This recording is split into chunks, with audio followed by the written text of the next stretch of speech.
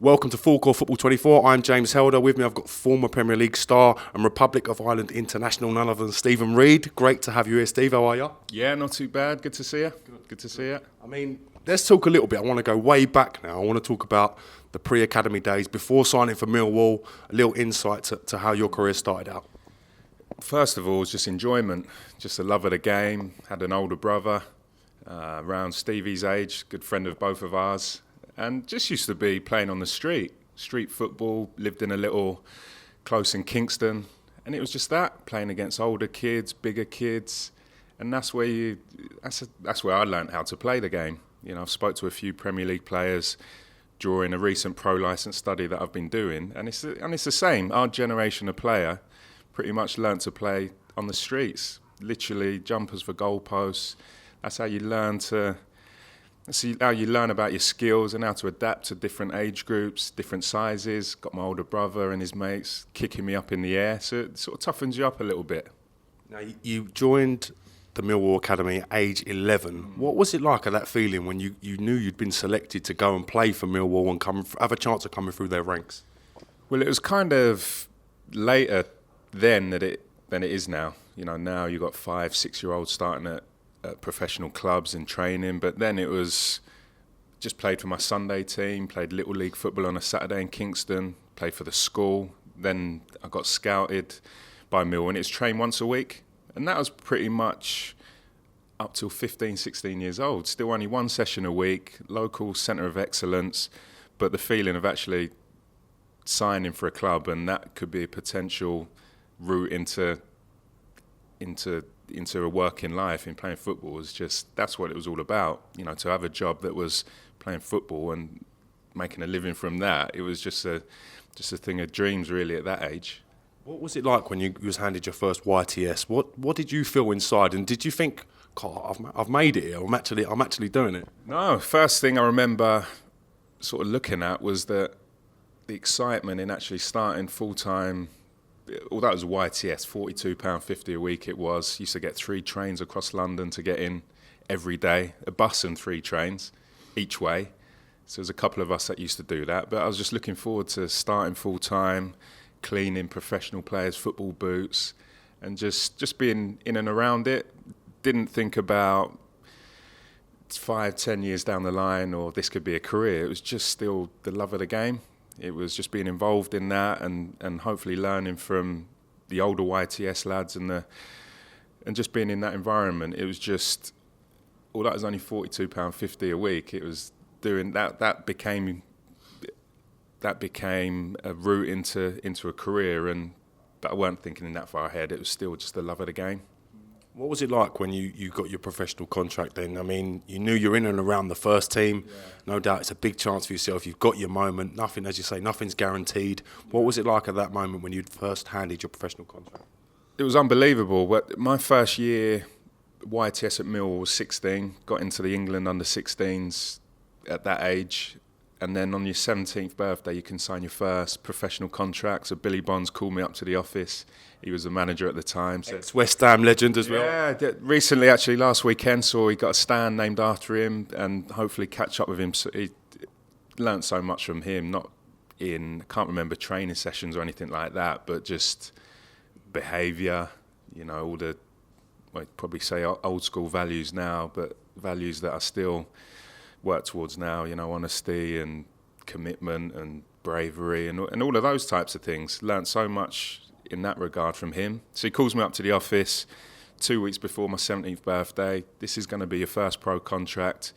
Here's what you're getting, 300 a week, I think it was.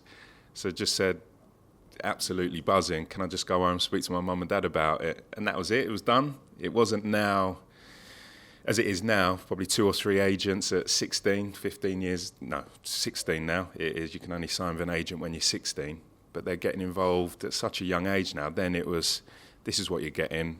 Thanks very much. Obviously delighted. Went home. Mum and dad were, where do you sign? You know, not thinking how much more can you get or anything like that. It was just amazing that you're about to sign your first pro deal. But still, not thinking I'd made it. It was still just, what's the next progression? What's the next step for me? Talk us through your debut then. How did it go? How did Billy Bonds give you that that sort of conversation that you're going to be in the first team, making your professional debut for Millwall?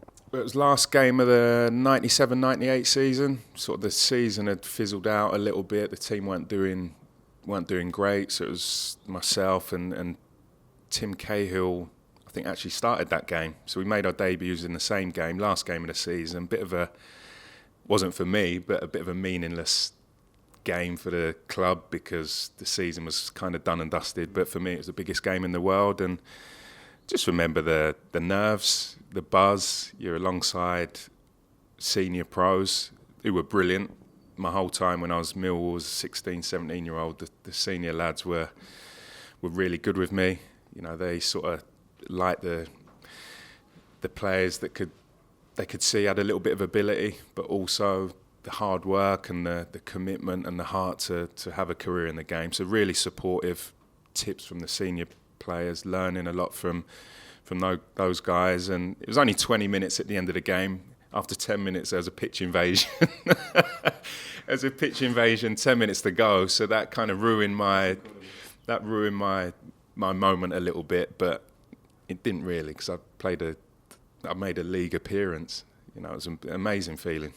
Now, we know Millwall's a fantastic club, fantastic family club. They make a lot of effort with the kids. They make a lot of effort with ex-players to involve them in stuff going forward with the club. Now, we're going back to a different time period when you made your debut. What was it like as a mixed-race lad coming through that system and in that environment? It was good for me. The big percentage of all of my teams growing up, Sunday teams, when we broke through into Millwall Academy. Well, it wasn't really academy then. It was schoolboy football then. But always a big percentage of the team were black, mixed race, different cultures. You know, we all had a great relationship. But rightly or wrongly, Millwall's got a reputation for certain sections of the crowd behaving a certain way. But they were fully supportive of all the young players breaking in, and that's what Millwall fans love. They love seeing homegrown players breaking in with commitment, with hard work, which should be a given, but it's not always. And if they see that, they get behind you. And we had a good side, went on to get a promotion. We got to a Wembley Cup final that was lucky enough to play in as well. And if they see that, if they see that commitment and that you're going to give everything for the shirt, they can accept results, they can accept bad performances. And there was occasions when we weren't at the level that they expected, and you are going to get stick. It's part and parcel of the game. But I was prepared for it. Had that grounding through my YTS, through good managers, through good senior pros around me. And it's a tough environment, but I think that's helped me progress after Millwall and later on in my career. Now, you was playing well enough for the developing achievement or problem, depending on how you look at it. You played for England schoolboys coming up as a youngster. Your form dictated that you was good enough to be in selection for the Republic of Ireland. Was it a tough decision for a lad who's grown up in Kingston with Irish roots and heritage to switch allegiance from England to the Republic of Ireland? Not really. At that time, Millwall was a club that always had a good influx of Irish players that would come over and sign YTS, had connections with a couple of Irish clubs. So there was always a lot of Irish, youth players and even the senior players as well. And I always knew I had that connection. And, I had good relationships with a couple of the boys that were Irish that were already in the side, Robbie Ryan and Richard Sadlier at the time, who was breaking in and doing really well. And I kind of let them know about the connection as well. And at that time, I think one or two of the lads let the under-21s manager of the Republic know. And then it just sort of snowballed from there. So it led to a phone call, it led to a couple of discussions. I was just breaking into the first team, so obviously then you're on the radar even more. And just went from there pretty quickly. It was getting all the papers organised. Obviously my mum had to trace birth certificates and, prove your eligibility with grandparents. And pretty quickly I found myself in the under-21s. It wasn't even a decision where I was thinking further ahead than if an opportunity comes later on down the line to, play for England like we're seeing now with Declan Rice and other players, it was just, this is the decision I've made now. I want to be part of that. Obviously, my mum's side of the family are Irish, and pretty quickly after that, 3 appearances for the 21s and had a really good side. We had players that were playing Premier League level in the 21s. And then again, a big group of that squad pretty quickly got into the senior squad when we was around the 20 mark. And from there, it was just always a good place to be, good senior pros again, really close-knit environment. You hear about other countries where the players a bit reluctant, believe it or not, reluctant to go and meet up. There's cliques, there's egos in the squad. With Ireland, rightly or wrongly at the time, was, a culture of having a good time as well. Irish love a pint now and again, we're known to, and that was part of it. That was part of how we got results, a togetherness, enjoying a drink at the right time, and that togetherness with the fans, and I think that's what brought a lot of the success. What was it like playing alongside Roy Keane in the Republic of Ireland team? I mean, Roy Keane, rightly or wrongly, everyone has a public persona. He's probably judged by some of his actions in his career, good and bad. What was it like to be around that man day in, day out? Big learning curve, seeing someone that is at that time one of, if not the best midfielder in Europe, in world football, captain of Man United, leads by example. Just seeing him work every day in training. Every training session means something. Every five-a-side game, every possession, every pass means something to him. I remember my first squad though, when he fizzed a pass into me, bouncing around my shins and my knees, and he just gave me a little look to sort of say, that wasn't an arm round and welcome to the squad. This was, you've stepped up now. You need to be at this level. And I think that raises your game. I think the way he trains and behaves on the pitch, that raises the game of teammates around him. So a bit nervous when, first squad, you're suddenly in the dressing room with Roy Keane, and because I was still at Millwall at this time in League One. It's a sort of third division, and I'm then training and playing and changing with Roy Keane, Damien Duff at that time, starting to play regularly well Premier League level, Robbie Keane, but you've got Steve Staunton, Niall Quinn, Kenny Cunningham, like well-established sort of household Premier League names at that time. So it took a little while to settle in, but Mick McCarthy said at that time, look, it's going to take, probably it took him, he told me at that time, 10 caps to feel like he belonged there at that level. So, and it did take a little bit of time. What was Mick McCarthy like as a manager, tactically, as a man, his man management style? Did he agree with you? Did you like working under Mick? Tactically, do you know what? Around that time, and that was probably something for me that came a little bit later, it was the actually really taking note of sessions, why are we doing this session, why are we set up like this. Back then, you just kind of sort of 18, 19, 20, you just sort of train, enjoy it.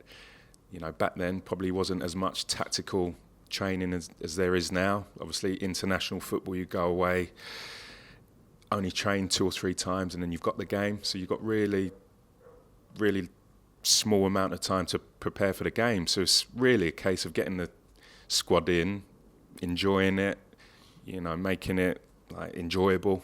And probably the bottom line around that sort of squad is senior players that knew their jobs anyway, knew their roles, didn't really have to do much tactically because they were well established and would help us younger players around them as well. So Mick didn't necessarily have to do a lot of that because you had good leaders on the pitch like Roy, like Kenny Cunningham, Steve Staunton, Niall Quinn, that knew the game and knew where they wanted us to be as younger players and would coach you from the pitch. And that was a big part of not only that journey with Ireland, but also with my club football as well when I was a young player. On the international front, you was good enough to go to the 2002 World Cup, a huge honour to represent the Republic of Ireland at the World Cup, and knowing how much it meant to that nation to get to that World Cup. Can you talk me through that moment when you realised that you guys were going, that you were going to be on the plane? Well, it was a funny moment because I wasn't in the original 23-man squad. I'd played a couple of friendlies in the build-up to it. I knew that Mick would probably be loyal to, and rightly so, to the squad that got him to the tournament, and I was on standby. So, named the squad.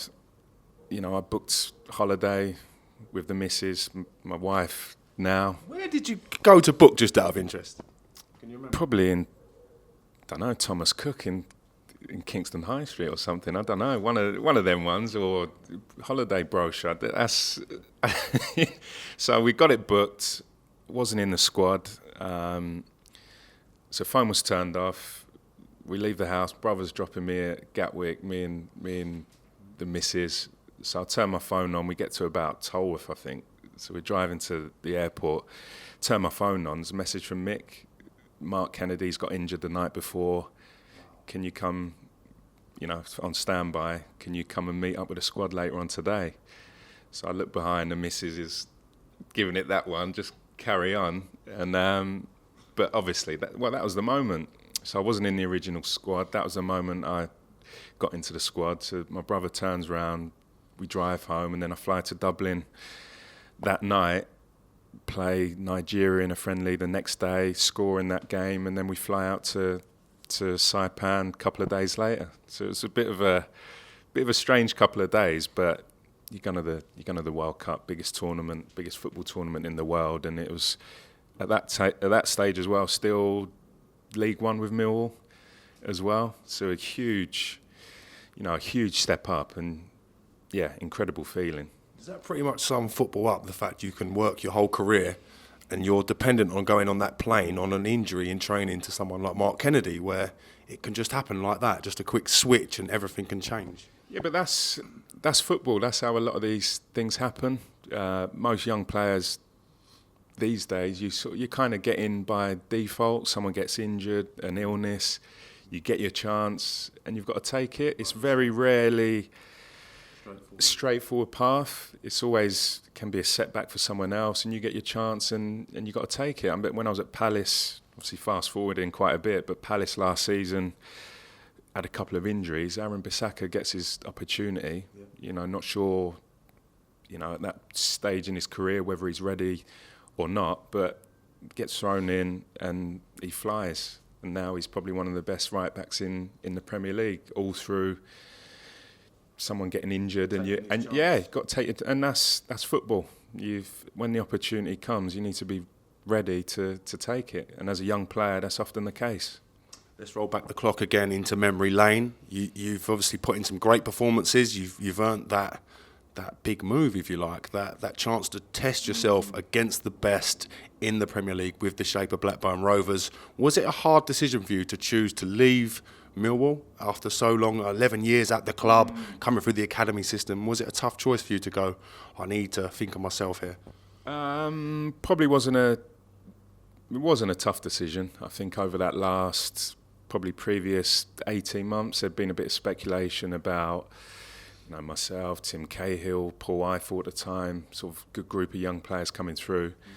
Was playing international football now, just been to the World Cup. So the natural step was then to step up to the Premier League, to the big league. And I suppose the only question was, I remember speaking with the manager at the time, having a good discussion about it, and he kind of thought, probably in hindsight, he wanted me to stay, but he was of the opinion, carry on playing and you might have one or two other options. But this was the right club for me, the right time.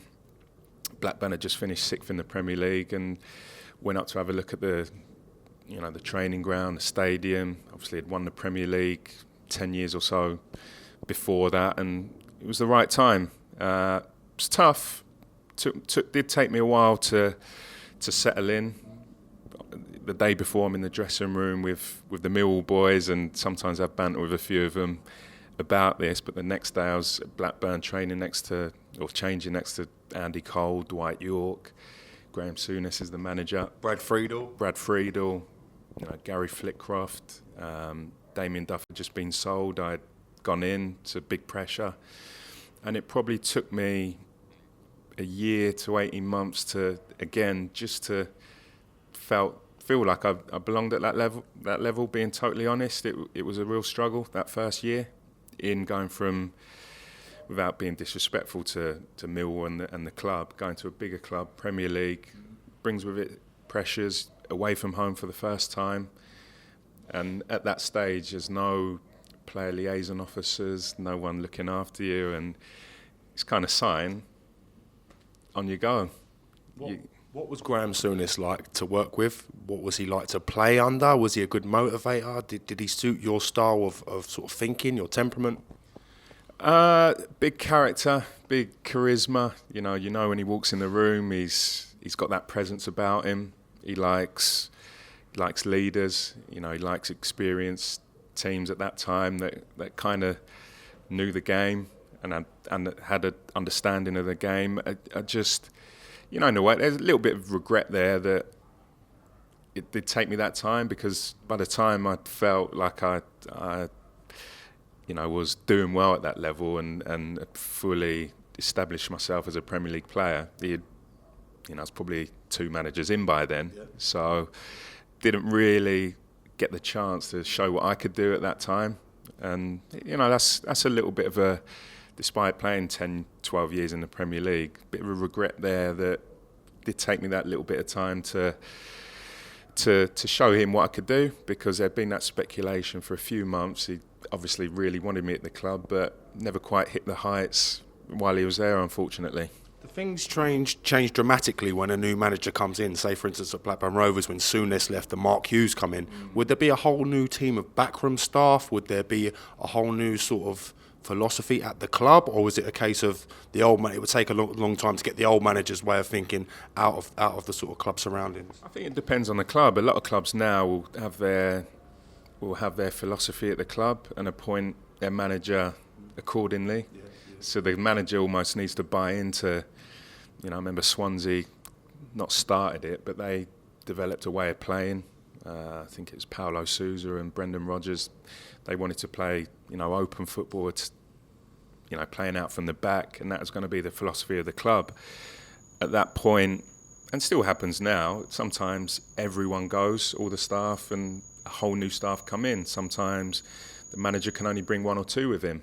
At that time, it did change from Souness to when Mark Hughes came in. Prozone just started to take off then. Mark Hughes was heavily into that, into your running stats, into stats that we would have a look at after the game, running stats, if we out sprint, if we outwork the opponent, look at the relationship and then the results that we get. So we became really fit team at that point, became an ugly team to play against, was in a relegation dogfight when Mark Hughes came in.